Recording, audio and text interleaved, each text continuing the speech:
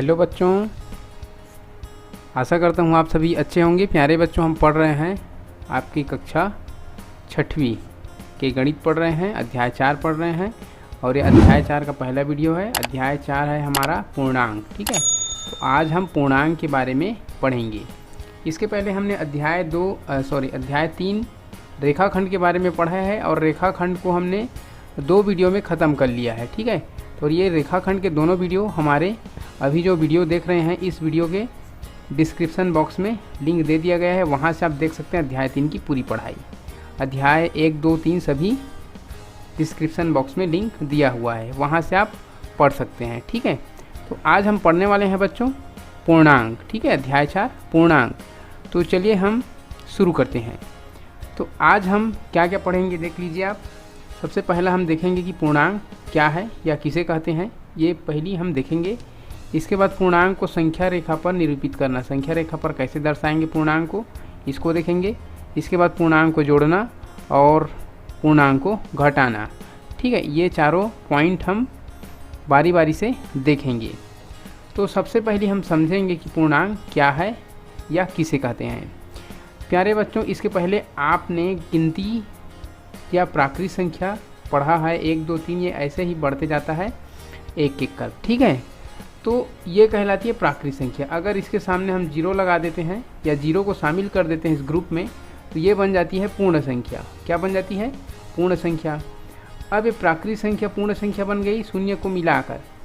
इसके बाद 0, 1, 2, 3, 4 इस तरह से आगे बढ़ेगी, तो ये ग्रुप बन गया पूर्ण संख्या का। लेकिन इस पार्ट में हमको पढ़ना है पूर्णांक के बारे में। तो पूर्णांक, पूर्ण संख्या, प्राकृतिक संख्या, अब पढ़ेंगे पूर्णांक। तो पूर्णांक क्या है देखिए, अगर हम देखें इस नंबर को, प्राकृतिक संख्या को, हम राइट साइड की तरफ जब आगे बढ़ते हैं इस तरफ बाएं तरफ, अच्छा इसमें उल्टा लिखा हुआ है, ये है बाएं तरफ, इधर है लेफ्ट तरफ, ये दाएं तरफ है। ठीक है, तो इसमें लिखा गया है उल्टा, ये डायरेक्शन दे दिया इधर का और लिख दिया है दाएं तरफ, जबकि दाएं तरफ ये है, ये बाएं तरफ है, लेफ्ट साइड है। ठीक है, तो यहाँ पे देखिए ये जो राइट साइड में इधर जो गया है एरो का निशान, तो हम इधर जब बढ़ते हैं तो ये एक प्लस होते जाता है, 1 होता है, उसके बाद फिर इसमें 1 जुड़ जाता है तो 2 हो जाता है, फिर इसमें 1 जुड़ेगा तब 3 होता है, फिर 3 में 1 जुड़ेगा तो 4 होता है, 4 में 1 जुड़ेगा तब 5 होता है। इस प्रकार से ये आगे बढ़ेंगे। ठीक है, अर्थात आगे जो बढ़ रहा है इस लाइन में, इस राइट साइड के डायरेक्शन में जो आगे बढ़ रहे हैं संख्या, ये 1 के प्लस में है, 1 आगे बढ़ता हुआ है। तो इधर की जो संख्याएं हैं, क्योंकि आगे बढ़ रहा है इसमें जुड़ रहा है, 1 जुड़ रहे हैं, तो ये सभी धनात्मक संख्याएं हैं, सभी में 1 धन हो रहे हैं, जुड़ते जा रहे हैं। और अब यहाँ से अगर हम वापस चलें, 10 से अगर इस डायरेक्शन में चलेंगे लेफ़्ट साइड की तरफ, तो 10 से जब हम 9 में आएंगे तो 1 माइनस हो गया, 1 ऋण हो गया कहेंगे, या 1 कम हो गया। ठीक है, और 9 से 8 में आएंगे, यहाँ भी 1 कम हो गया। इस तरीके से जब हम इस तरफ आएंगे ये 1 कम होता है, और यहाँ से 2 से फिर यहाँ पे ऋण 1 कम होगा तो ये 1 हो गया, 1 से फिर ऋण 1 कम हुआ तो 0 हो गया। अब 0 से फिर से ऋण 1 कम होगा तो क्या होगा, 0 से फिर ऋण 1 कम होगा तो क्या होगा, यहाँ पे ऋण 1 होगा। ठीक है, अब फिर ऋण 1 के बाद फिर ऋण 1 होगा, ऋण 1 धन ऋण 1। ठीक है, तो क्या होगा, ये ऋण 2 होगा इस वाले बक्से पर। ठीक है, फिर ऋण 2 में क्या होगा, ऋण 2 धन ऋण 1। अब क्या होगा, ऋण 3 होगा। ठीक है, इस प्रकार से ये ऋण 4 होगा, ऋण 5 होगा, ये ऋणात्मक संख्या इधर कम होती जा रही है। ठीक है, ऋण 6, ऋण 7, ऋण 8, ऋण 9 और ऋण 10। ठीक है, इस प्रकार की संख्याएं क्या हो रही है, इधर ऋण होते जा रही है, कम होते जा रही है जब ये लेफ्ट साइड की तरफ आगे बढ़ रही है। ठीक है, तो यहाँ पे आपको ध्यान देने की बात है कि हम जब लेफ्ट साइड की तरफ बढ़ रहे हैं तो हमारी संख्याएं 1 कम होते जा रही है, कम, अर्थात हम ऋण 1 को देखेंगे और 0 को देखेंगे, कौन छोटा है कौन बड़ा, तो शून्य बड़ा है ऋण 1 से, ऋण 1 छोटा है शून्य से, ठीक है। शून्य छोटा है नहीं बोलना है, ऋण 1 छोटा है शून्य से, ठीक है। ऋण 10 भी छोटा है शून्य से। इधर जितनी भी संख्याएं हैं शून्य के लेफ्ट साइड में सभी शून्य से छोटे हैं, चाहे ऋण 1000 क्यों ना लिखा हो, ये शून्य से छोटा है, ठीक है। बात समझ गए? तो आगे हम देखते हैं, यहाँ तक आप समझ गए कि ये राइट साइड में एक एक बढ़ते क्रम में है, एक एक बढ़त में है, एक एक जुड़ा हुआ है, एक धन है, और इधर जब हम बढ़ रहे हैं तो एक एक ऋण है, एक एक कम हुआ है, ठीक है। अर्थात शून्य से राइट साइड की संख्याएं धनात्मक है और शून्य से लेफ्ट साइड की संख्या ऋणात्मक है। इस बात को आपको ध्यान में रखना है। तो ये हमको 3 प्रकार की अब संख्याएं मिल गई है। प्राकृत संख्या में हमने सिर्फ 1 2 3 4 ये संख्या पढ़ा था, और पूर्ण संख्या पढ़े 1 शामिल कर दिए थे, 0 शामिल कर दिए थे। अब हमारे साथ में ये ऋणात्मक संख्या भी शामिल हो गया है और धनात्मक संख्या भी और शून्य भी। अब ये तीनों शामिल जब हो जाते हैं तो इस ग्रुप को कहा जाता है पूर्णांक संख्या। क्या कहा जाता है? पूर्णांक संख्या। तो आपको ध्यान में रखना है, पूर्णांक संख्या में शून्य भी शामिल होता है, धनात्मक संख्याएं भी और ऋणात्मक संख्याएं भी, ठीक है। तीनों प्रकार की संख्याएं इसमें शामिल होती है, तो इसको कहा जाता है पूर्णांक संख्या, ठीक है बच्चों। तो आपके बुक में भी इसके बारे में कुछ परिभाषाएं दी गई है, यहाँ पे देख के समझिए आप। पूर्णांक किसको कहते हैं? इंग्लिश में इंटीगर बोलते हैं। तो इसमें यदि आप प्राकृत संख्याओं और पूर्ण संख्याओं से परिचित हैं, आप जानते हैं कि प्राकृत संख्या 1 से शुरू होती है, अनंत तक जाती है। पूर्ण संख्या 0 से शुरू होती है, अनंत तक जाती है। इन दोनों को आप जानते हैं, और नहीं जानते हैं तो अध्याय 1 और अध्याय 2 की वीडियो देख लेना। उनमें यदि ऋणात्मक संख्याएं जोड़ लें, ठीक है। अगर हम 0 से 1 तक की जो नंबर है पूर्ण संख्या, उसमें हम ऋणात्मक संख्या जोड़ लें तो 0 के दाईं ओर प्राकृत संख्याएं हैं और बाईं ओर ऋणात्मक संख्याएं। धनात्मक संख्याएं, ऋणात्मक संख्याएं तथा 0 को मिलाकर पूर्णांक बनते हैं। पूर्णांक को i या z से दिखाते हैं, i मतलब इंटीगर से। अर्थात पूर्णांक बराबर 0 है, देखिए, और राइट साइड में धनात्मक संख्या, लेफ्ट साइड में ऋणात्मक संख्या। तो ये ग्रुप कहलाती है पूर्णांक संख्या, ठीक है। तो आप सरल शब्दों में कह सकते हैं, जहाँ 0 और धनात्मक संख्याएं तथा ऋणात्मक संख्याएं सभी एक साथ होते हैं, उसे हम कहते हैं पूर्णांक संख्या, ठीक है। ये हो गई पूर्णांक के बारे में। अब हम पढ़ने वाले थे कि पूर्णांक को संख्या रेखा पर निरूपित करना, ठीक है। तो हम पूर्णांक को संख्या रेखा पर कैसे, जैसे कि अभी हमने ये जो चित्र बनाया है, यहाँ पर कौन सा चित्र बनाया, ये वाला, ये भी एक प्रकार का संख्या रेखा है, मान के चलिए, है ना। इस प्रकार से हमको निरूपित करना है। आपके बुक में जो दिखाया उसको मैं दिखा रहा हूँ। यहाँ पे देखिए, ये एक संख्या रेखा है। तो आपको क्या करना है, एक सीधी लाइन खींचना है स्केल से, और लाइन खींचने के बाद में बीचों बीच में एक छोटा सा चिन्ह लगा के इसमें 0 लिख देना है। 0 के राइट साइड में बराबर दूरी पर इस प्रकार से आपको कट के निशान लगाने हैं, और इन बराबर दूरी के जो कट के निशान हैं इसमें नंबर लिख देना है, 1 2 3 4 5, जितना भी आ जाए बढ़ते क्रम में आपको लिखना है। और 0 के लेफ्ट साइड में भी ऐसे ही बराबर दूरी पर कट मार्क लगा देना है, बराबर दूरी पर, और इसमें भी नंबर लिख देने हैं इस प्रकार से, ठीक है। और ये आगे बढ़ेंगे, लेकिन इस 0 के लेफ्ट साइड में जितने भी नंबर लिखे रहेंगे उसमें हमको माइनस लगा देना है, ऋण 1 ऋण 2 ऋण 3 ऋण 4 ऋण 5। तो ये हो गए संख्या रेखा पर पूर्णांक को दर्शाना। पूर्णांक मतलब जहाँ पे धन वाली संख्या भी रहे ये, और ऋण वाली संख्या भी रहे, और 0 भी रहे, ठीक, ये होती है पूर्णांक। तो ये है एक संख्या रेखा जो आपके बुक में दिया हुआ है, इसको भी आप देख के समझ सकते हैं कि कैसे बनाना है। और यहाँ पे एक बहुत ही अच्छी बात बताई गई है पूर्णांक संख्या के बारे में, इसके जस्ट नीचे में बताया गया है चित्रात्मक रूप में, उसको समझें आप।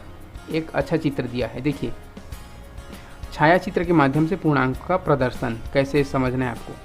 तो ये जो अंदर में सर्कल दिया हुआ है, यहाँ पे 1 से गिनती शुरू की गई है, और ये डॉट डॉट डॉट करके छोड़ दिया गया है, मतलब ये अनंत तक जाएगी। और यहाँ पे n लिखा है, n मतलब होता है नेचुरल नंबर, प्राकृतिक संख्या। तो प्राकृत संख्या 1 से शुरू होती है और ये अनंत तक जाती है। ये प्राकृत संख्या के बारे में है। उसके बाहर में एक और सर्कल है और ये सर्कल जो है ये इसके बाहर में है और यहाँ पे W लिखा है। W का मतलब इसका होता है होल नंबर या होता है हिंदी में पूर्ण संख्या, ठीक है। और पूर्ण संख्या अर्थात इसमें जीरो शामिल हो जाते हैं। देखिए ये सर्कल के अंदर में छोटा सर्कल है, ठीक, अर्थात इसके अंदर में है मतलब इसमें शामिल है। तो 0 और 1 2 3 सब शामिल है, ये हो गए पूर्ण संख्या। मतलब पूर्ण संख्या में 0 और प्राकृत संख्या शामिल होते हैं, ये है इसका कहना चित्र का, ठीक है। इसके बाहर वाली जो सर्कल है लास्ट सर्कल, इसमें आई दिया है, इसका मतलब होता है इंटीगर और हिंदी में कहें तो पूर्णांक, ठीक है, पूर्णांक होता है। और इसमें देखिए ऋणात्मक भी शामिल है, ये पूरे ऋणात्मक है और इसके अंदर जितने भी सर्कल हैं वो भी शामिल है, ऋणात्मक, धनात्मक और ये 0 सभी शामिल, ठीक है। तो यहाँ पे बता दिया गया है n क्या है, प्राकृत संख्याएं हैं, नेचुरल नंबर, ये होल नंबर है, पूर्ण संख्या, इंटीगर नंबर, पूर्णांक संख्या, ठीक। बहुत अच्छा प्रदर्शन यहाँ पे बताया गया है। इसके बाद बच्चों हम पढ़ने वाले थे पूर्णांकों का जोड़ना। पूर्णांक को हम जोड़ेंगे यहाँ पे। तो देखिए अब कैसे जोड़ना है पूर्णांक को। अगर आपको कहीं पर समझ नहीं आए तो थोड़ा सा बैक करके फिर से देख लेंगे, ठीक है। वैसे मैं धीरे धीरे हर टॉपिक पे, हर पॉइंट पे धीरे धीरे समझाते चल रहा हूँ। तो अब पूर्णांकों को जोड़ना है, ठीक है। तो यहाँ पे मैंने 4 सवाल लिया है, ये सवाल वही है जो आपके बुक में दिया हुआ है, ठीक। तो ये चारों जो सवाल हैं, पहला है 3 धन 5, इसको हमको जोड़ना सीखना है। ये बहुत छोटे सवाल हैं, इसको आपने पिछली कक्षाओं में जोड़े होंगे, ठीक है। लेकिन यहाँ पे हमको संख्या रेखा के माध्यम से जोड़ना है। तो देखिए आपको जब भी ये जोड़ना या घटाना कुछ भी संक्रिया करना है आपको संख्या रेखा पर, तो आप 0 से स्टार्ट करेंगे, ठीक है। 0 से जब स्टार्ट करेंगे, 0 से जब आप स्टार्ट करेंगे इसको, तो यहाँ पे पहला सवाल को देखिए 3 धन 5। तो हम 0 से 3 के सामने ऋण नहीं लगा है अर्थात धन में है, ठीक है।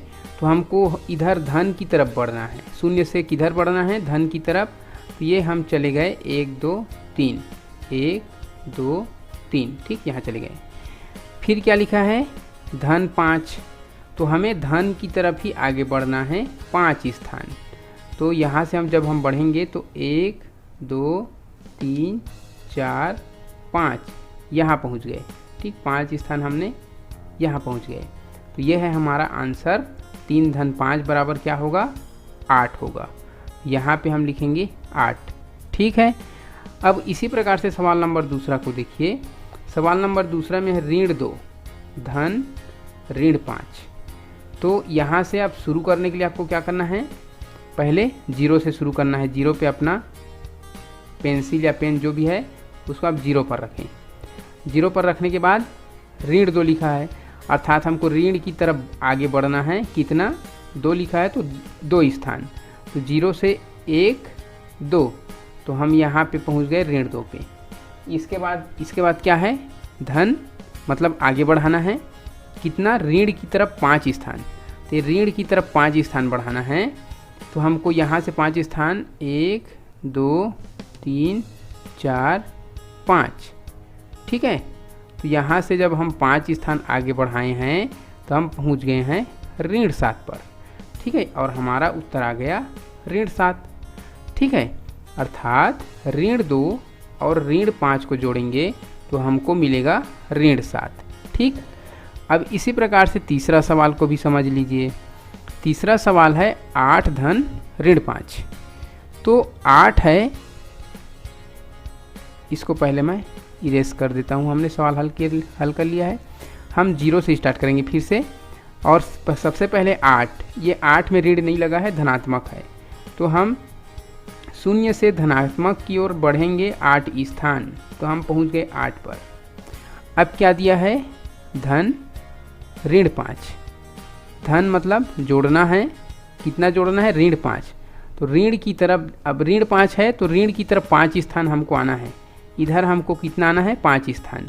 तो यहाँ से जब हम आएंगे तो 1 स्थान 2 स्थान 3 4 और 5, मतलब यहाँ से जब हम आएंगे तो यहाँ तक जाएंगे, मतलब 3 में पहुँचेंगे। ठीक है, तो हमारा जो आंसर है 3 होगा। ठीक, मतलब 8 धन ऋण 5 बराबर आंसर आएगा 3। ठीक है, ये सवाल भी हो गया तीसरा। चौथा सवाल को समझ लीजिए। चौथा सवाल में है, इसको पहले मैं मिटा देता हूँ। चौथा सवाल है ऋण 8 धन 5। तो शून्य से हमको शुरू करना है और सबसे पहले ऋण 8 लिखा है तो ऋण की तरफ हमको आगे बढ़ना है 8 स्थान। तो 8 स्थान हम बढ़ेंगे 0 से तो ये ऋण 8 में पहुँच जाएंगे। ठीक है, अब ऋण 8 में पहुँच जाएंगे, उसके बाद हमको धन 5, अब ये 5 में देखिए ऋण नहीं है अर्थात धनात्मक है, तो हमको धन की तरफ बढ़ना है। इधर कितना स्थान बढ़ना है? 5 स्थान। यहाँ से जब हम 5 स्थान बढ़ेंगे 1 2 3 4 5, तो यहाँ से जब हम बढ़े हैं 5 स्थान तो हम पहुँच गए ऋण 3 पर। इसका उत्तर आएगा ऋण 3।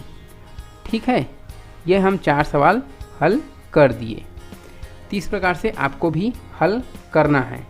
और इसमें एक इम्पॉर्टेंट बात जो आपको समझ में आ रहा होगा, देखिए जब 2 धनात्मक पूर्णांक, इसमें दोनों धनात्मक संख्या है, कोई ऋण नहीं है। ठीक है, जब 2 धनात्मक पूर्णांक को जोड़ते हैं तो उसका उत्तर भी धनात्मक आता है, उसमें कोई ऋण नहीं लगा होता है। उसी प्रकार से जब 2 ऋणात्मक, यहाँ पे दोनों ऋणात्मक संख्या है। ठीक, जब 2 ऋणात्मक पूर्णांक को जोड़ते हैं तो उत्तर भी ऋण में ही प्राप्त होता है, ऋणात्मक संख्या ही प्राप्त होता है। और यहाँ पे 2 कंडीशन है, तीसरे सवाल और चौथे सवाल में। हम 2 पूर्णांक को अगर जोड़ते हैं जिसमें से अगर एक ऋणात्मक हो, ठीक है, एक ऋणात्मक हो और एक धनात्मक हो, यहाँ भी एक ऋणात्मक एक धनात्मक है, लेकिन इसमें जो धनात्मक संख्या है वो बड़ी है, 5 से ऋणात्मक से बड़ी है, तो उत्तर भी धनात्मक में आएगा। ठीक, धनात्मक संख्या अगर बड़ी है तो उत्तर धनात्मक संख्या में आएगा, अगर ऋणात्मक संख्या बड़ी है तो उत्तर ऋणात्मक में आएगा। इस बात को आपको समझना है। ठीक है, इम्पॉर्टेंट बात, अगर ये जोड़ कर रहे हैं तब की बात है। ठीक है, अगर आप जोड़ना कर रहे हैं तो आपको देखना है कि हमारा कौन सी संख्या बड़ी है, धनात्मक संख्या बड़ी है या ऋणात्मक। अगर धनात्मक बड़ी है तो हमारा उत्तर धन में आएगा और ऋणात्मक बड़ी है तो हमारा उत्तर ऋण में आएगा। ठीक है, तो ये हो गए हमारे आज के पूर्णांक को जोड़ने वाली सवाल। ठीक है, अब हम इसके आगे चलते हैं और आपके बुक में जो किस प्रकार समझाया गया है उसको देख लेते हैं। ये देखिए, पूर्णांकों को जोड़ना, जब दोनों संख्याएं धनात्मक हो, 3 धन 5 को कैसे जोड़ के बताया, पहले 3 फिर 5 स्थान, 8 में पहुंच गए आंसर। ठीक है, अब उसी प्रकार से यहाँ पे ऋण 2 और ऋण 5 के लिए बताया गया है। शून्य से पहले ऋण 2 में गया है, फिर ऋण 5 में पहुँच गए ऋण 7 में, ये ऋण 7 इसका उत्तर आ गया। ठीक है, इसके बाद और भी 2 सवाल थे, 8 धन ऋण 5, तो पहले शून्य से 8 में, फिर ऋण की तरफ 5 स्थान इधर गए तो पहुँच गए 3 में, इसका उत्तर 3। ठीक है, वैसे यहाँ ऋण 8 और धन 5, तो शून्य से सीधा ऋण 8 में, फिर धन की तरफ 5 स्थान गए तो ऋण 3 में पहुँच गए, ये ऋण 3 इसका आंसर है। ठीक है बच्चों, तो आज हम अभी देखे हैं, हमने देखा पूर्णांकों का जोड़ना, और आज के लिए बस इतना ही, लंबा हो गया है वीडियो। इसके आगे वीडियो में हम देखेंगे पूर्णांकों को घटाना सीखेंगे, तो आप वीडियो से बने रहिएगा इसके आने वाले वीडियो से। ठीक है, आज के लिए बस इतना ही बच्चों, आज आप वीडियो से लगातार बने रहे, इसके लिए आपको थैंक यू सो मच।